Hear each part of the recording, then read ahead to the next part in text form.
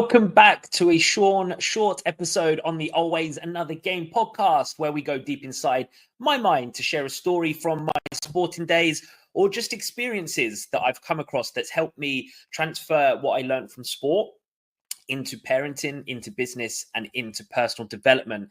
And today I want to share with you actually a few stories that have shaped me as the person that I am today, which I've learned from my sporting career in different phases of that sporting career. Maybe I didn't realize them at the time, but I certainly do now. So if you are an athlete, maybe you can experience something similar today where you can reflect back and think, well, I behaved how I am today because of X, Y, and Z. And if you're a non-athlete, this could be something that's happened in life, in your business, in school, that has made you who you are today.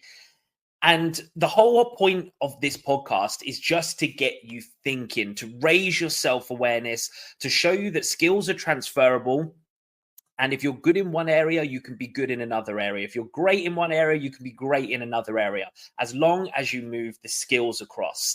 And the first thing I want to talk about today, which is the youngest experience, a big experience that I had in sport that I believe has given me mental resilience, the drive to be better. And that is, I learned from quite a young age, probably about the age of 12, 13, that failure is a key element of success.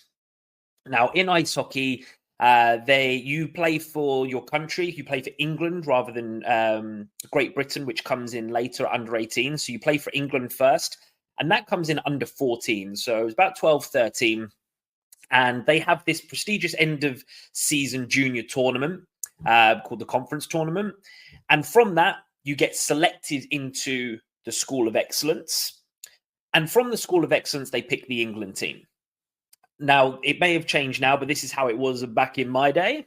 And I did really well at the conference tournament. I believe a lot of people said I did as well. But I wasn't selected for the School of Excellence. So I was automatically not going to be in that England team. Now, this was obviously devastating. It was something that I wanted. Everybody knew at that age, you wanted to go to the School of Excellence, but I wasn't selected even for that. So take into account people get cut from the School of Excellence. I was miles off playing for England. It was an interesting an event that occurred. The player from my team was very talented in many sports, and I've tried to get him on the podcast actually. And he ended up going off to play cricket for his county. So he refused his spot on the School of Excellence, and I was first reserve. So eventually I did make the School of Excellence. Now, I found out a long time afterwards that up until the final day where you play an inter-squad game, I wasn't going to make the England team. But on that game day, I played extremely well. I played like I can play. I was very much a game player. Training, I always worked hard, but I was a game player. I could show up in big scenarios. And apparently I was selected for the England under 14 team on the last day. So this School of Excellence is a week-long camp. Very intensive camp, lots of on ice, lots of off ice, lots of workshops, very intensive. But I took that big, no, you're not good enough, you're not making the School of Excellence. I took that as fuel at a young age. Now, that was most likely through my parents, through the coaches that I'd been around. Ice hockey is a very tough sport. It's very resilient. I had a lot of tough coaches, fair, but tough. And I believe that shaped me into the position where, what are you going to do about it? Are you going to, be upset and quit and not play ice hockey? Or are you going to go away? Are you going to work on things? Are you going to get better? Are you going to get faster, better stick handling, better shooting? What are you going to do to put yourself in that limelight to get back in the next time?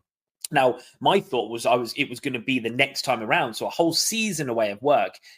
Unfortunate incidences or fortunate incidents, however you look at it, I was able to get into that position quickly, and I was able to mentally switch on and prove that you can turn failure into a success. Now, somewhere along the line as adults, we do lose that. We see failure as final, whereas there's only one day we ever stop learning, and that's when we're cremated or put in a box. Okay. Until that point, we can learn something. And I believe failure should be embraced more, because without it, we can't succeed. If we look at when we were a baby, we fell over multiple times trying to stand up before we could walk. We couldn't swim, we couldn't cycle, we couldn't speak. We had to rep these things over and over and over again to be successful. And I feel like we can still do that now. So if you're having a tough time in business, turn those failures into successes. What can I learn from this? What isn't working? How can I adapt and use this in a different way? Or just trust the process and stick at it a little bit further. The second one was a little bit older. So this was about 17, 18.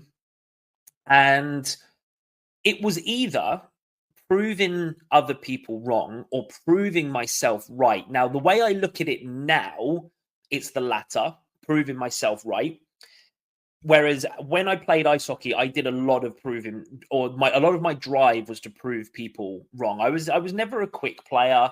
I could skate, but my speed let me down. A lot of people questioned my ability because of my speed, and it used to drive me. When I trained in the gym, I would picture these people saying all this negative stuff about me, to run faster, to work harder, and it was an asset. But ultimately, it was about myself. So my athlete head has switched from proving people wrong to proving myself right, proving what is possible. And at this age, about 16, 17, I was the only player in my age group playing at the top level in British ice hockey. Everybody else was playing second tier, or maybe even just still at a junior level. So this was Great Britain under 18s. I was bottom age, and I didn't get selected again. Now, I look back now, and the training camp I went on, from what I remember, it wasn't very good. I don't think it was an attitude thing. Like, I've already made it. I honestly couldn't really tell you. It was a long time ago, but I remember not being at my best. I remember thinking, well, actually, yeah, I didn't really earn my spot on here. Or maybe I thought I was just going to walk on because of the position that I was in. And again, I turned that fuel into fire. It can relate a little bit to the failure, but I turned it back in, because as much as I wasn't selected for the under 18s that year, I was actually selected by the GB20s that year. The coaches at the 20s level saw something different to the 18s. But at my top age at under 18s, that same coach who didn't take me made me captain of the team. Now, I think that was both a big learning lesson for both of us. I think what he did in a way was admirable. He could have just gone, well, you didn't make it, I'm not making you captain because you weren't here last year. But I went away and did the work, the personal work that I needed to do to learn from my mistakes of not being myself, not being at my best, assuming that everything should be handed to me, maybe. And I used it as a driving force again to prove that I could do this, to prove that I could be at my best, to prove that I could be a leader. Again, you may have this in your life, that you may be a great business leader, business owner, but you've got doubts in your head at the moment. And you can choose to believe those negative thoughts, or you can say, no, I am good. It's just a difficult time. Just something's happened, and I'm going to use this to fuel the fire to move me forward. Because we have a choice. And that's what I always came up against in sport. It was a choice. Okay, well, I can sulk and do nothing, but what is that going to improve? Or I can go away and do something about this. And obviously that's a lot where the podcast started, is kind of looking and going, okay, what did I not do well at? What do I need to improve on? What do I need to implement this week? Because there's another game coming. There is another game coming tomorrow. There's another game coming next Saturday. And I need to be ready. What am I going to do about it? So failure is a key recipe to success. Prove yourself right. Prove yourself that you can do this. You don't have to prove other people. You can if it drives you. I used to use it quite successfully, but I flipped it now because I'm the only person I can control. This is my life. The only person that's with me 24/7 is me. I am in control. It's on my thoughts and my actions that will prove that. So how can you prove yourself right? The third one was a lot older and a lot different. And that is, life and sport works in mysterious ways. I really enjoyed my time, my short time at this club. The people there were great. My teammate mates were great. But I do often say it was the worst sporting decision that I made in ice hockey. And this one team I went to, I chose them over actually my boyhood sported club, purely because I thought I was going to have more ice time. I thought if I went to my boyhood club that I loved and supported as a kid, I wouldn't get played very much. I would sit on the bench. I made an assumption. So I had a great opportunity. And if I'd gone there, things may have looked different. They might have not had. But I chose a team that was a little bit lower down the league. Because I thought I'd get more playing time. And I was told that I was going to be playing with some great players on my line and everything would be fantastic. And it started off that way, but there was changes that were made. And I ended up actually leaving halfway through the season and going back to my old club in the lower down division. And that was the end of the pursuit to stay at a high level. At that point, I made the decision that I was going to be semi-professional. I was going to work and play in the lower league, earn probably more money, just because I was a British player. But the reason why things happen in mysterious ways is that my worst sporting decision was the best life decision I ever made. And why was that, you may ask? Because actually, when I went to play for this club, I met my wife. I met my wife at this club. We dated and we hung out and we had a long distance relationship. And now we have a house and a dog and 2 beautiful boys. And the rest is history. So sometimes in life, in your sporting career, in your business career, in life, you're going to make some bad choices. What may look good at the time, I didn't see any of this coming. Again, I knew I was capable of my abilities. I thought I'd be great for the team, but it wasn't meant to be. Yet, just because that one decision didn't work out, it didn't mean that that decision didn't work out. My worst sporting decision I ever made was my best life decision I ever made. Take of that what you need to, but things do happen in mysterious ways. Sometimes you just have to go with what is right or what you think is right at the time and see if it works out in the end, because you just don't know. And even if it didn't, even if I didn't, meet my wife at that point, there would have been many more experiences that I would have learned from that. I did. There was many more experiences that I learned via my playing ability, the coaches that I was playing for, the people that I was with, the relationships that I formed with the players on the team. There was lots of learning experiences. So, and that's life, right? We're constantly chasing the perfect answer. I don't know what to do because what if it's wrong? What if it's right? What if it's wrong, but then it turns out to be right later in life because it led you down somewhere else? You just don't know unless you do it. So yes, there is different levels of risk taking. This one was a moderate one. I didn't say it cost me my career. I made the decision to step down after that point from the top league. Just it aligned with me. I think it was enough. It was one thing too many.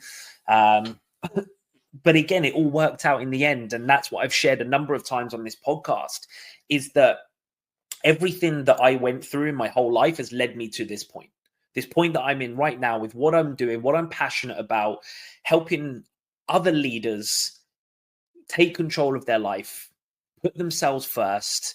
Then they can start to help more people because they're more energized, they're mentally clear. All of that has come from everything, all the good, the bad, the ugly, from sport, from school, from growing up.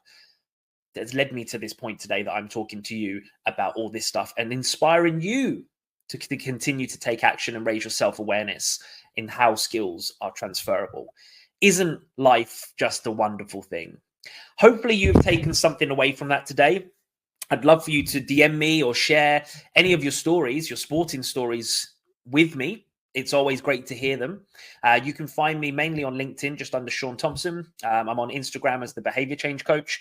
And you can just find me through the Always Another Game podcast. So love to hear those stories. Please share them. If you took anything away from today's episode, please pass this on. There is no cost to listening to this episode, but there is a fee that if you do take anything away, leave me a review, pass it on to somebody else to inspire them today, because you just never know who you're going to help. And my job on this podcast is to help one person today. If that was you, my work here is done.